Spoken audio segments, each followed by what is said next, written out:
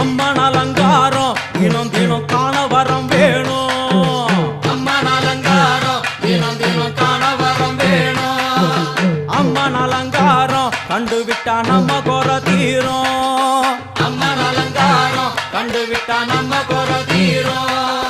அம்மனுக்கு விரதம் ஆதி முதல் இன்று வரை வழக்கம். அம்மனுக்கு விரதம் ஆதி முதல் இன்று வரை வழக்கம். சமயபுரத்தில் நம்மை வாழ வைக்க மாறியும்